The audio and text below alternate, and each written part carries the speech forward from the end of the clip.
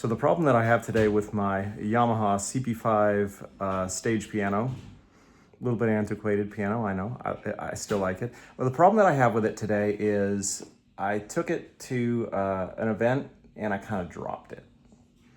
And when I did, I got a couple of keys here that stopped working. You could sort of feel they were just stiff and no sound was coming out. So it definitely seemed like a mechanical failure. So, and possibly that the keys were dislocated. So I decided that what I would do is take it apart and see if maybe just taking it apart and putting it back together again would fix it. Seemed like some things were out of place. Maybe I could just put them back into place. And I decided to look up instructions for this. And I found a few scammy sites that supposedly sell service manuals for this for 24 bucks. Didn't want to pay 24 bucks just to find out they don't really have the manual. And I found some other videos about repairing Yamaha keyboards, and I figured out from those videos that they all work kind of the same, but none of those videos exactly told me how to do it for the Yamaha CP5. Like, just the disassembly is just in a little bit different positions, and there's some gotchas that you wouldn't have known from watching a video on a different model of Yamaha keyboard.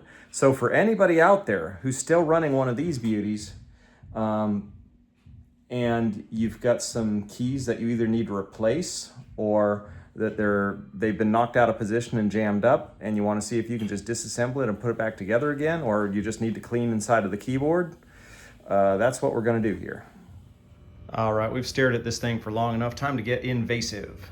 Here's where we're going to start. We're going to start by taking off the end panels. These are pretty simple. It's just a block of wood. It's held on by 6 screws. 1, 2, 3, 4, 5, 6. Nothing more than that. Just take the screws off and the side panel comes right off.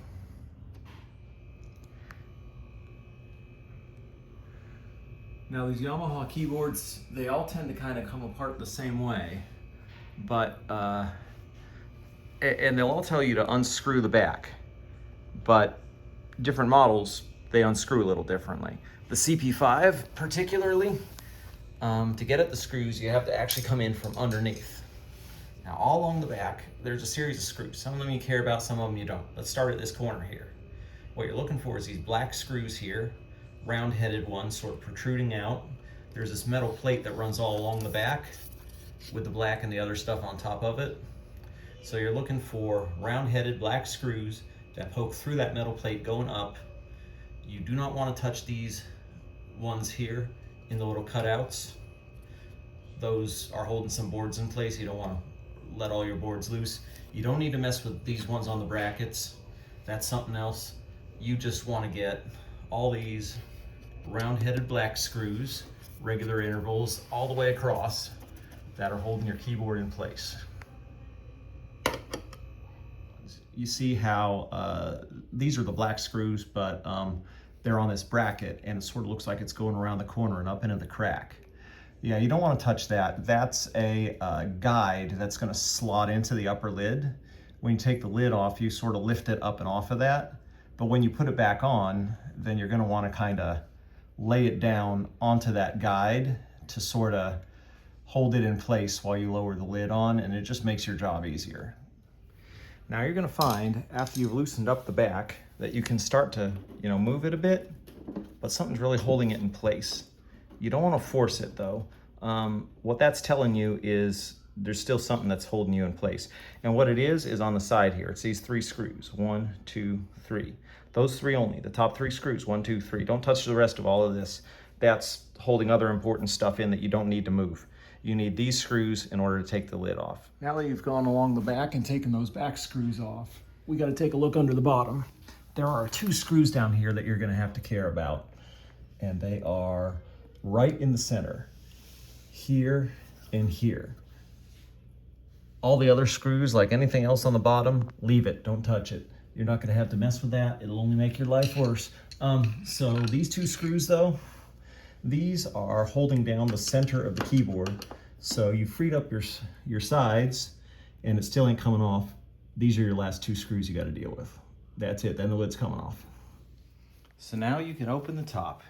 Easy does it, but it'll just rotate up and back.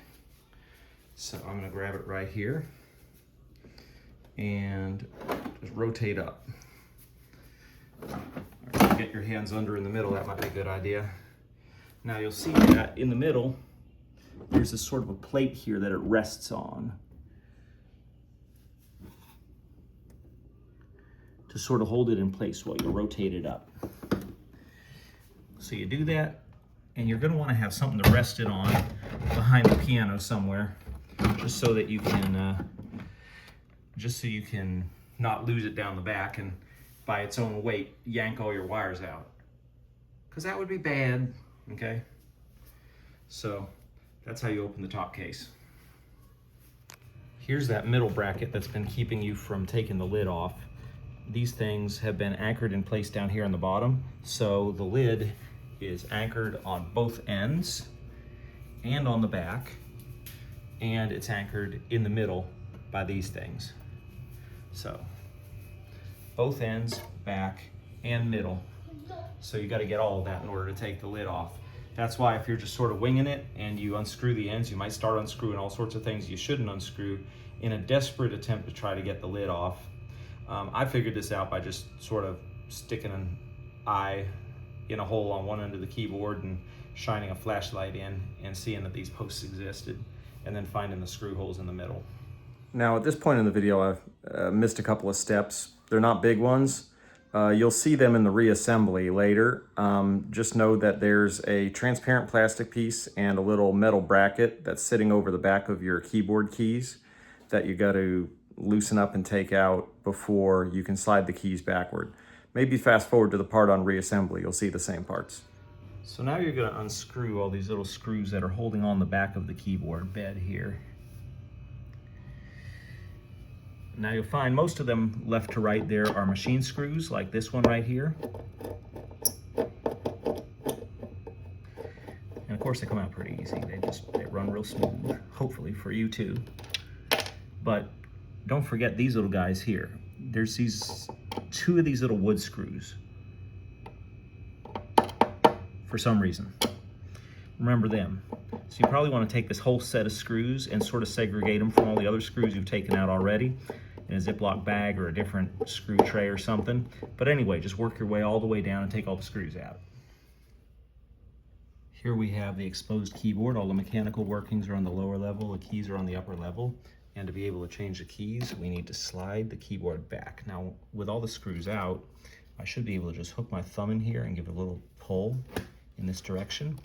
And yep, it slides back a fraction of an inch, which should be enough to unlock the keys and make them possible to change, so I'm told. Hopefully without having to disassemble any more of the case. So here you can clearly see that some of these black keys are not like the others. Most of them are on a nice level, and then some of these are poking up. Those are my problem children black keys. Now I'm told that the black keys are generally held down on both sides by the white keys. So one thing I got to look at is on each of the white keys. Let's see if I can get this in a macro lens. No such luck, but on each one of the white keys, there's supposed to be this little arrow right about here that tells me which side the release is on. So here I have a library card, and this is actually not as easy to do as some videos make it look. So once you've found which side of the key you want to go in on, which side the arrow's pointing to, you have to go toward the front, like up here somewhere, and find the spot. So you go in up here, and the release is in that area somewhere, and then you can pull the key straight back.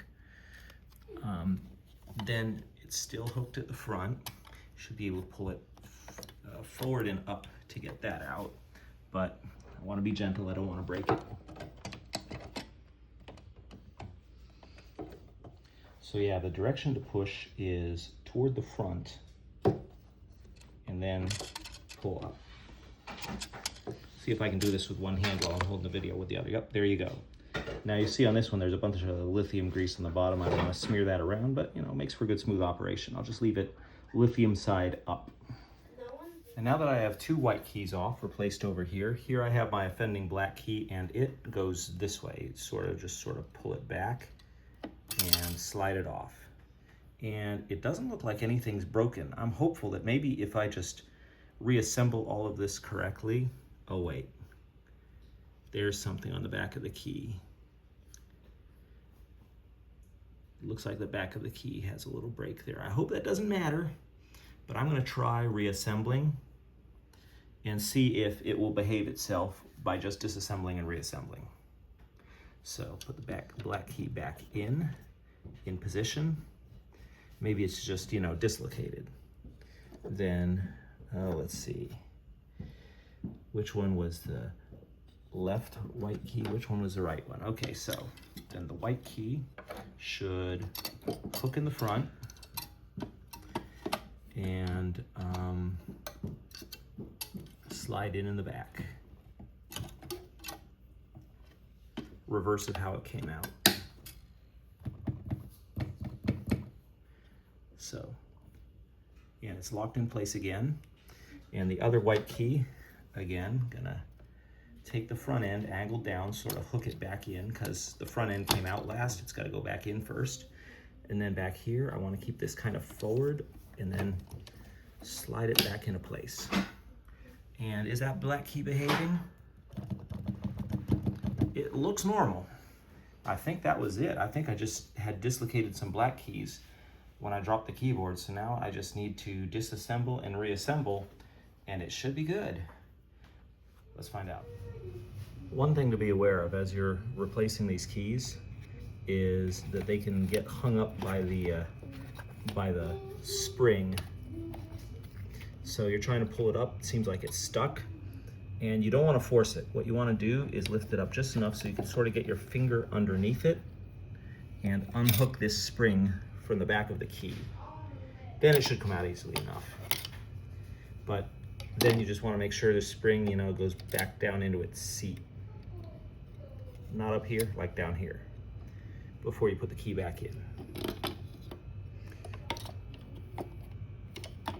Once again, hook the front of the key, then sort of,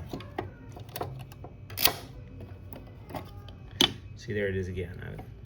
I had the metal hooked on it when I was trying to put it in. So first, put it down a little bit short of the back, get the front of the key hooked, and slide it back into position. Hear that nice little click, locked in place. So, reassembly, everything in reverse. Slide the keyboard forward again into its seated position so all the screw holes line up. May have to go a little bit left or right until even that little screw hole right there lines up, as well as the big ones. Now you want to screw the keys bed back in place. Just all the screws you took out earlier, same order you took them, just go from one side to the other, doesn't really matter. I usually like to start at both ends and then fill it in the middle, but anyway, there you go. There's one, but you're gonna have to go all the way down the line. Now you gotta put this metal bracket back in place where it came from. It's got little holes, bigger holes. The bigger holes are for wood screws. Wood screws go on the wooden bottom of the piano. That side goes down, this side goes up. And just screw it back in like it was before. Get my driver.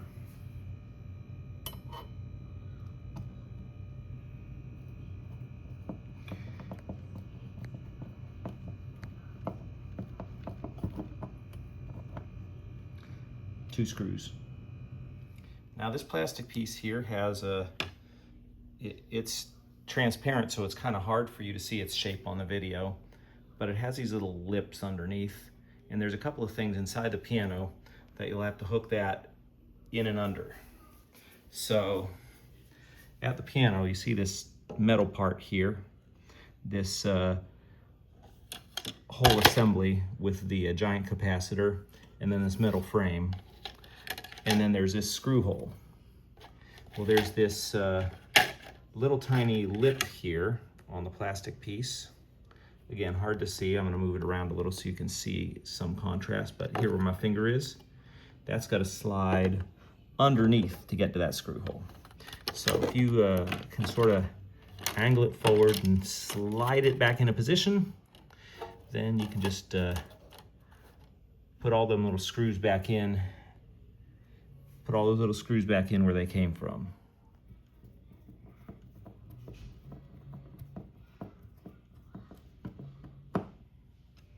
For this step where you're putting this plastic piece back in, look in your bag of screws, you'll find that there are bigger screws and smaller screws. The bigger screws are pointy on the ends, the smaller screws are machine screws.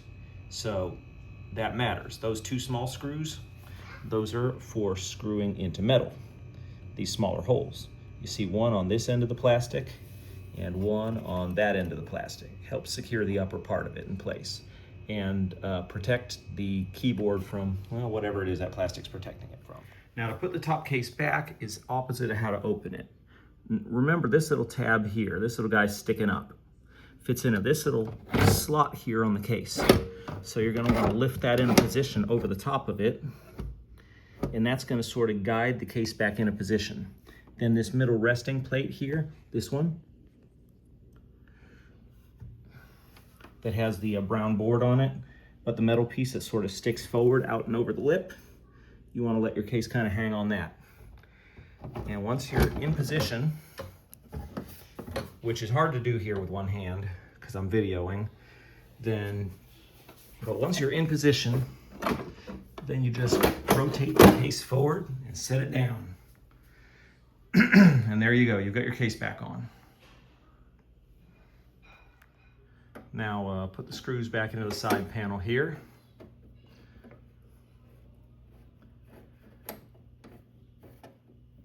One, two, three. Do the same thing on the other side. All right, time to put those two screws back in that are holding up that center mounting post. Here and here. The only two screws on the bottom you got to deal with. Now, out of the screws you got left, you got to put on the sides and you got to re-anchor the back. The big screws, remember, are for the sides. And these little machine screws here, those are gonna hold the back on. So just like before, when the back came off, you're gonna come up and under, and you're gonna look for all these little screw holes up underneath that were holding this sheet of metal in place, holding the back down. And you gotta put all them back in. Starting it with my fingers here, because I only got one hand to work with on camera, but all the little things like that, all the way along. Here. And final step, you just want to put the side panels back on. They should have these dowels in them that just plug into the holes to sort of put the side panel in place. Just slide it around until it fits. Yeah, exactly, just like that. Yeah, slide the dowels in until they fit, and then just put all the screws back in all these holes. Pretty self-explanatory. That's it, you're done.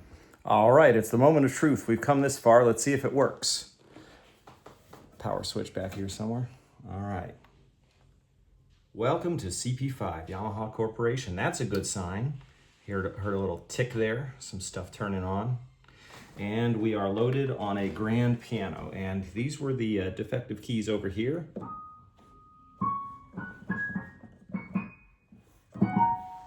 My black keys are recovered. Yes, it worked.